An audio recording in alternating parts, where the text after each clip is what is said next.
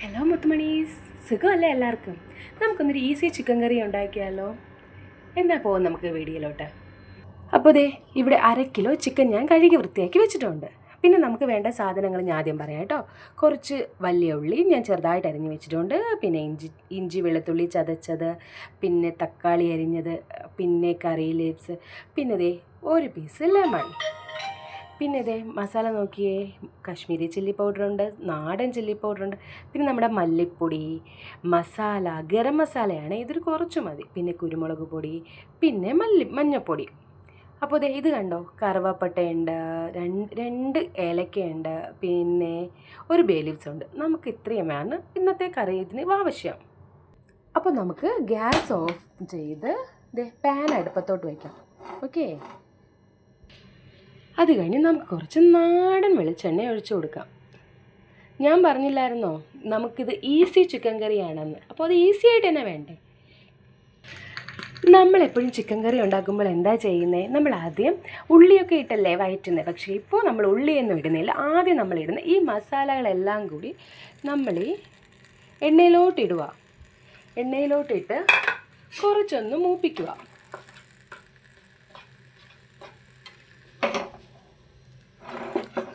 നമ്മുടെ ഗ്യാസിൻ്റെ ഫ്ലെയിം കുറച്ച് വെച്ച് ചെയ്യണം കേട്ടോ, ഇല്ലെങ്കിൽ ഇത് കരിഞ്ഞു പോകും.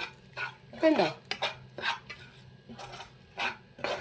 ഇതങ്ങോട്ട് മൂപ്പിക്കുക. ഇത് കണ്ടോ, ഇതുപോലെ നല്ല ബ്രൗൺ കളർ ആവുന്നത് വരെ ജസ്റ്റ് ഒന്ന് മൂപ്പിച്ചെടുക്കുക. അത് കഴിഞ്ഞ് നമ്മൾ എന്താ ചെയ്യേണ്ടതെന്നറിയാവോ? ഈ കഴുകി വൃത്തിയാക്കി വെച്ചിരിക്കുന്ന ഈ ചിക്കനില്ല, ഇത് മുഴുവനും ഇതിലോട്ടങ്ങ് ഇടുക. എന്നിട്ട് നന്നായിട്ട് അങ്ങ് ഇളക്കി യോജിപ്പിച്ച് കൊടുക്കുക. നമ്മൾ ഈ ചിക്കൻ ഇളക്കുന്നതിൻ്റെ കൂട്ടത്തിൽ കുറച്ച് ഉപ്പും കൂടി ഇട്ട് കൊടുക്കണം കേട്ടോ.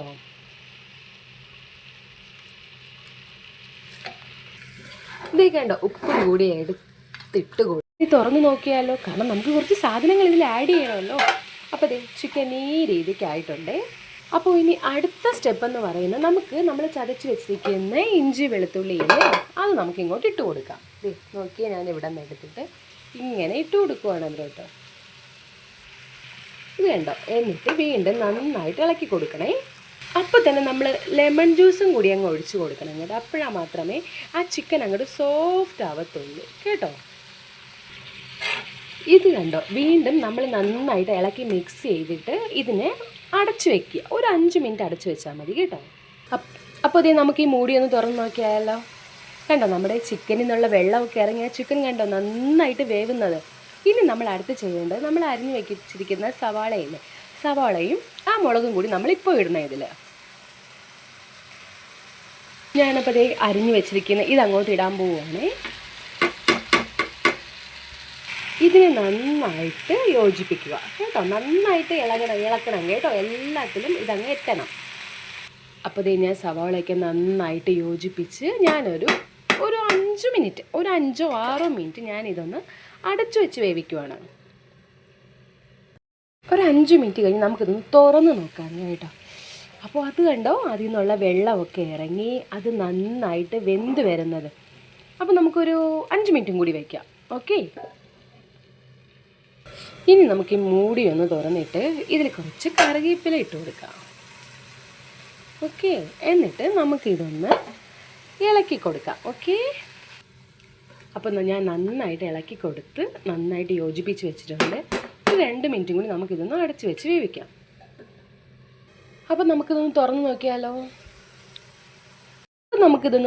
നോക്കിയാലോ.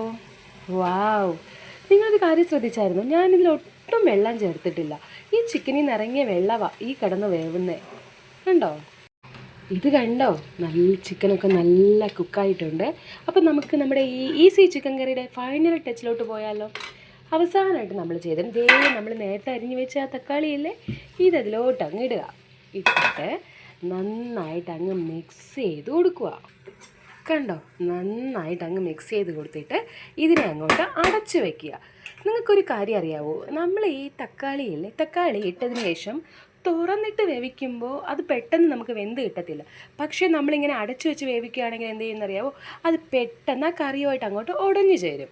നമുക്ക് നമ്മുടെ ചിക്കൻ കറി തുറന്ന് നോക്കിയാലേ, മുകളിലെ എണ്ണയൊക്കെ ആയി നല്ല സൂപ്പറായിട്ട് ദേ നമ്മുടെ ചിക്കൻ കറി റെഡി ആയിട്ടുണ്ടല്ലോ. നല്ല ചൂട് പൊറോട്ടയും നല്ല ചൂട് ഇടിയപ്പത്തിൻ്റെ കൂടെയൊക്കെ നല്ല ബെസ്റ്റ് ചിക്കൻ കറി. നിങ്ങൾക്ക് വേണമെങ്കിൽ ഇതിൽ കുറച്ച് വെള്ളം ആഡ് ചെയ്യാം കേട്ടോ. എനിക്ക് ഡ്രൈ ആയിട്ടാണ് ഇഷ്ടം, അതാണ് ഞാൻ വെള്ളം ആഡ് ചെയ്യാതിരുന്നത്. നിങ്ങൾക്ക് വേണമെങ്കിൽ കുറച്ച് ചാറായിട്ട് വേണമെങ്കിൽ കുറച്ച് വെള്ളം ആഡ് ചെയ്യാം കേട്ടോ. അപ്പോൾ ഞാൻ ഇന്ന് എടുത്തിരിക്കുന്നത് നമ്മുടെ ഈസി ചിക്കൻ കറിയും നല്ല സോഫ്റ്റ് ബ്രെഡുമാണ്. നിങ്ങളൊന്ന് ട്രൈ ചെയ്ത് നോക്കണം കേട്ടോ. എന്നിട്ട് കമൻറ്റ് അറിയിക്കണേ എങ്ങനെയുണ്ടെന്ന്. അപ്പോൾ ഞാൻ പോയി വരാം. ബായ്.